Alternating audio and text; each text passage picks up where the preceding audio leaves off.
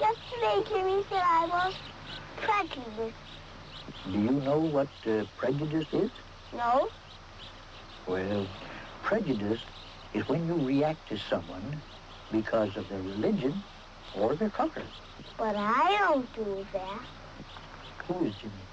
Jimmy's one of my Jewish friends. Then you are prejudiced because you think of Jimmy as your Jewish friend and not your friend. Other people of color experience other forms of racism too, but you won't see any of that if you don't see color. Now maybe you can understand why it's so difficult for people of my generation, and by the way, I'm not even that old, to deal with this level of reprogramming.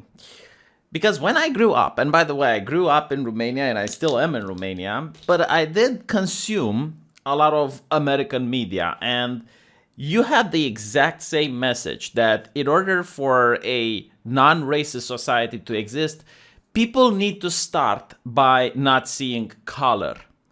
Now, what this actually means is that obviously you do not pretend that you do not notice the color of the person you're speaking. What it actually means, however, is what Martin Luther King said of judging a person by the content of its character rather than judging them based on their race. And it doesn't mean that you cannot understand that certain minorities are struggling with specific issues. What it does mean, however, is that when you speak with another human being, you do not assume things about them just because of their skin color. And you do not assume things about them just because of their sexual orientation. Why? Because I wouldn't like it if it was done to me. I wouldn't like it if someone came up to me and it's like, oh, V, you're a Romanian, and therefore, and then they would start throwing some Romanian stereotypes at me. I wouldn't find it the end of the world, but honestly, it's not very pleasant when it does happen. And that's the liberal mindset of the 90s. That's how I grew up. That was in every single movie. That was in every single cartoon. That message was in music. Michael Jackson's famous, it doesn't matter if you're black or white, Shamon.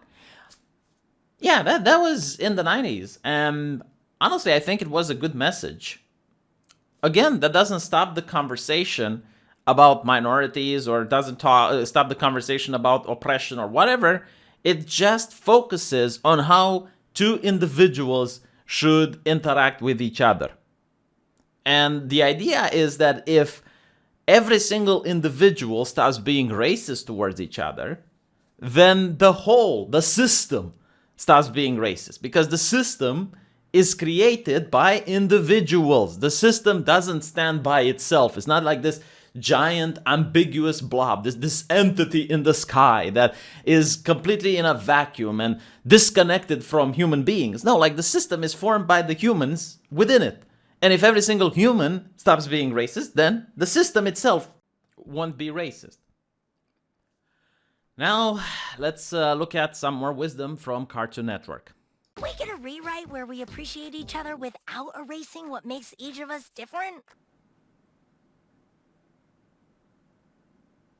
So, this is insanely offensive because people are different by being individuals. No two individuals are alike. Two people that are genetically identical twins, born under the same household, raised under the same roof, are going to be different. Not just in wealth, the amount of money they're going to make from the different jobs and career choices that they're going to pick, but also in their behavior and the way their preferences form. And it is like so insulting to suggest that your skin color makes you unique. So it's not your individuality. It's not like who you are and the choices you take in life and the decisions you manage to have. No, none of that matters. All that matters is your identity. And this is identity politics, right? It's the mixture between arbitrary characteristics that you have no control over and politics. So because you have a certain skin color, therefore you need to be part of this political group. And the political group, like the political ideology, doesn't form bottoms up. It's not like the group of a certain identity get together, they democratically talk with each other, and then they elect representatives that become the activists, and they carry on what the people at the bottom were discussing. No, that's not how it works. How it works is that it is dictated top up, usually from academia or from journalists or from politicians, and they make categorical statements like, if you are this, therefore. And if you are that, then that's what you need to do. Because if you don't conform, you're going to be treated like Kanye West or Candace Owens. Why? Well, because their identity of being black, something that they had no control over, like they were born that way, causes the rest of society, the liberal people, to put them in a box. And as black people, they're only allowed to be part of certain organizations, like, for example, BLM, or to join the Democrats, or to be politically neutral. They're not allowed, however, to support conservatives. From my worldview, it makes absolutely perfect sense why they would support conservatives. It's like, okay, well, it's an individual, it's got thoughts and opinions of their own, and they want to support conservatives for whatever reason. I don't care. To me, it's not something bewildering or astonishing, but from someone that has the worldview of separating people in a country into masses, and those masses get dictated upon them the political leanings that they're allowed to have, then yeah, I guess like it's very bizarre. Like, why would they leave their collective? Why are they doing this? So that's the difference between these two ideologies. And here's the main problem, though, right? There is no scientific evidence that the Robin DiAngelo way of fighting against racism actually works. Like, I don't know any study which shows that after kids watch Cartoon Network, or after they listen to Robin DiAngelo and they switch their mind to new concepts, it actually worked. So if you don't know about Robin DiAngelo, you know, like, her book is also part of this new ideology, which is very recent, by the way, because as I showed you like a couple of years ago, they didn't do that. And one of the core pillars is to listen and believe, because this one is also just incredibly racist and horrible. But what listen and believe means is that you, as a person from a different group, cannot empathize with the members of that group because you didn't have like the lived experiences that they went through, because you're from a different faction. Okay, even if you're in the same nation, even if you're in the same country, even if you're in the same income bracket, even if you're in the same neighborhood, doesn't matter, right? It's just like the identity. And because the identity is different, you couldn't have possibly understood what it's like for that person. And as such, you need to listen and believe what they are telling you. So their feelings on the matter needs to be taken as complete fact. And you notice this with feminism, for example. So if a woman feels that something happened to her, then and accuses someone, then you automatically need to treat the person as a villain. Now, the problem with this is that, well, number one, I know that women are human beings, and it's possible that they can make things up for various reasons. Or number two, maybe she actually does feel that way, but she is not justified in feeling that way. Like, for example, when I see a spider, I get afraid. Now, the fear is real. I'm literally afraid of the spider, but I have a phobia, and I know that I shouldn't, it's not justified for me to scream like a little bitch whenever I see a little spider on my screen. But like, that doesn't invalidate how I feel. However, society needs to now treat spiders as a danger to me and need to protect me from them, because I have this problem. And my problem is now passed on to society, to the greater society. It's now not my problem anymore. I'm not the one that needs to work on it and try to improve myself so that I stop being irrationally afraid about spiders, which would, by the way, improve my life. No, it's society that now has to make sure that no spider comes into contact with me.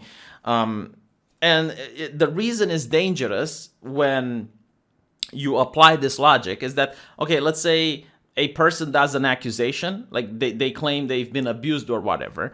Now you need to believe that the person they are accusing has committed the abuse, and you need to treat the person they're accusing as a criminal. And it's up to the criminal to prove that they didn't do anything wrong.